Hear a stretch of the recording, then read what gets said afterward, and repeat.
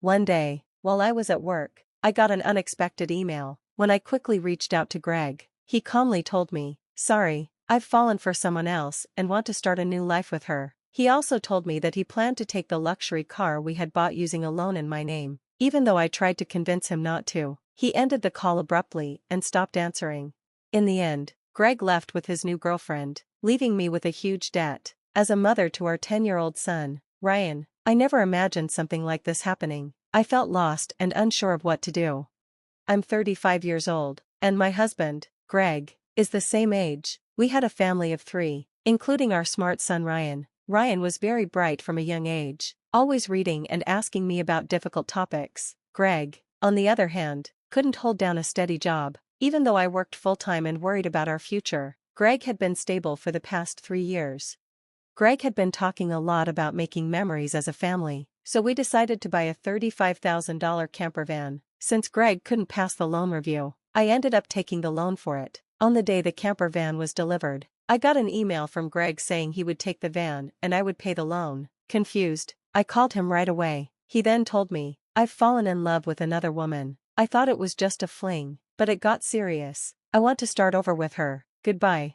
He also mentioned the divorce papers we had talked about during a fight, said he would file them, and ended the call. That was when I realized Greg had betrayed me. I tried calling him many times, but he never responded. When I came home from work, I saw that the divorce papers were gone from the drawer, and I was left with the $35,000 loan debt.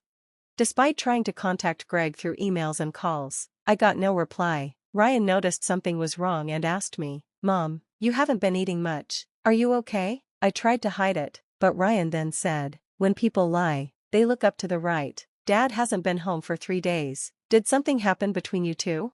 His words startled me. I realized I couldn't keep lying to him, so I told him everything. Ryan said, "It's just like Dad to do something like that. Aren't you sad?" I knew he probably understood more than I wanted him to, but I felt guilty for him. As I tried to focus on work, my health started to get worse. I had a training session planned, but I couldn't stand up and had to sit down. "Sorry, I can't stand up right now," I said. I needed a break, and I heard my coworkers' voices, but I couldn't respond and collapsed. When I woke up, I was in a hospital room. The doctor said I needed more tests and would have to stay in the hospital. I felt pathetic, thinking this was just emotional stress. As I stared at the 4 in my arm and the white ceiling, tears came to my eyes. Then Ryan, who's usually calm, rushed into the room, looking very worried. He asked, "Mom, what happened? Is it serious? You're not going to die, right?" I quickly wiped my tears and told him, "Of course not. I wouldn't leave you alone." Ryan told me that his teacher had called and said I was in the hospital. He was so shocked. Even though Ryan was mature for his age, he was still just 10. I felt a strong need to get better for him, but my health was worse than I thought, and I was diagnosed with a serious illness. The doctor said I needed surgery as soon as possible. I had the surgery and, after a month, I was discharged from the hospital.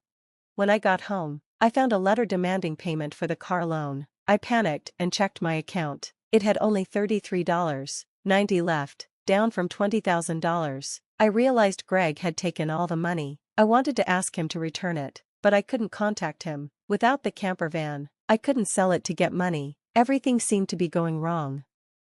Ryan, seeing how sad I was, put his hand on my forehead and said, "You look pale. Are you sick again? But you don't have a fever." I told him, "I'm fine physically, but your dad not only took the car, but also all our savings. I can't work right now because of my health, and now we have no money. I don't know what to do." Ryan then said, "I'll deliver newspapers and look online for work I can do." His words encouraged me. I told myself I couldn't stay down. "Sorry for worrying you. I can't afford to be weak. I'll try to stay positive and do whatever I can," I said, smiling at him. Ryan smiled back and then said something surprising. "Let's plan how to get the car back from Dad." I was confused. "How can we do that?" I asked. Ryan said, "The camper van is in your name, right?" I said yes, but I didn't understand what he meant. He suggested something I had never thought of. A month ago, when we went hiking, we bought Ryan a kid's phone with a GPS app so we could always know where he was. Ryan said, "I can use the app to find out where Dad is. He's been moving around a lot."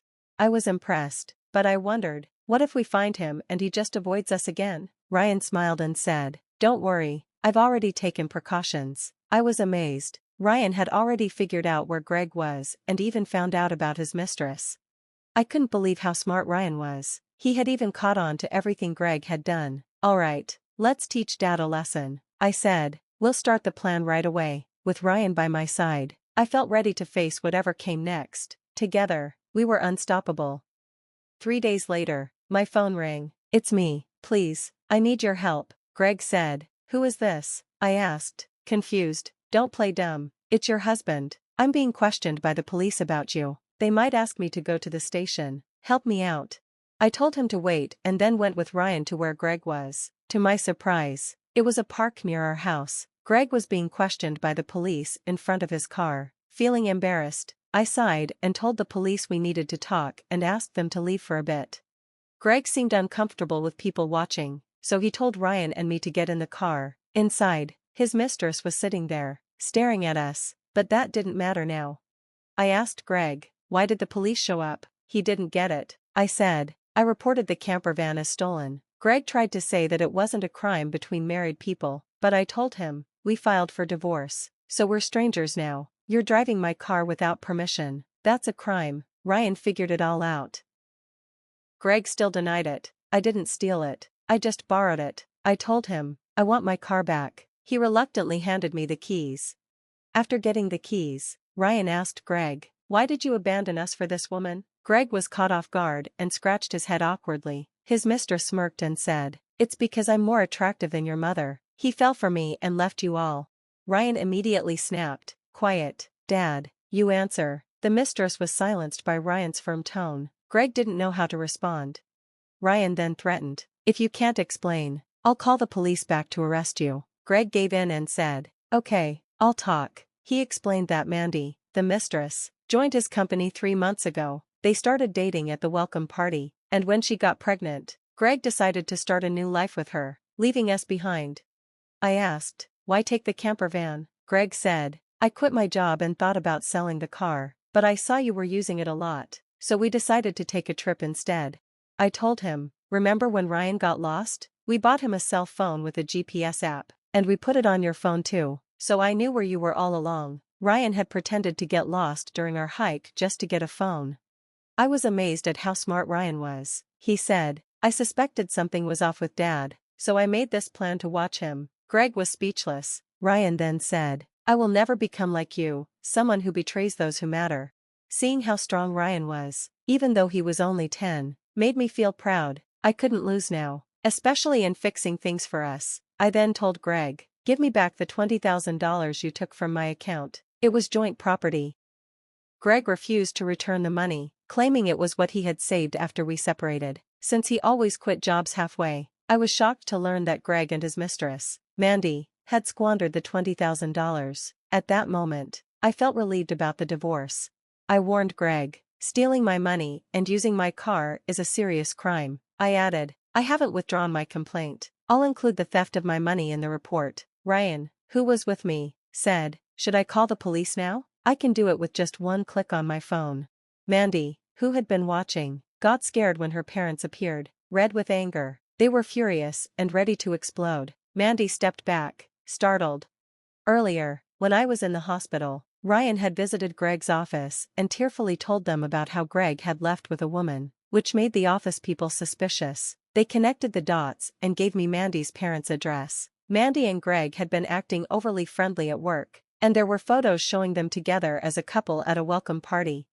I went to Mandy's parents' house, showed them Greg's photo, and told them everything. They came to the park to confront Mandy. When I asked, "When is the baby due?" Mandy said, "In 3 months. I questioned how that could be, since she met Greg only 3 months ago. That meant the child couldn't be Greg's." Greg was shocked. Mandy confessed that she had deceived him. As the argument between them heated up, we contacted the police again to explain the situation. Soon, the park was lit up by police car lights. Greg begged me not to arrest him, promising to change, but I told him, "People like you don't change easily." I couldn't trust him anymore. I made it clear that he would work to pay back the stolen money and support Ryan. I also told Mandy she was an accomplice to Greg's theft, and she would have to pay if Greg couldn't return the money. Mandy's parents refused to help her, saying they would disown her for causing trouble. Greg and Mandy were taken away in the police car. Thanks to Ryan's strategy, We were able to hold Greg and Mandy accountable. They were soon released, but had to pay me $20,000 in damages. I also made Greg agree to pay $500 a month in child support for Ryan. I arranged for the money to be deducted from Greg's salary. I sold the camper van, paid off the auto loan, and started feeling better. My health improved, and I was more energetic. Ryan has been helping with household chores, and we're moving forward stronger than ever, so Ryan can pursue his dreams.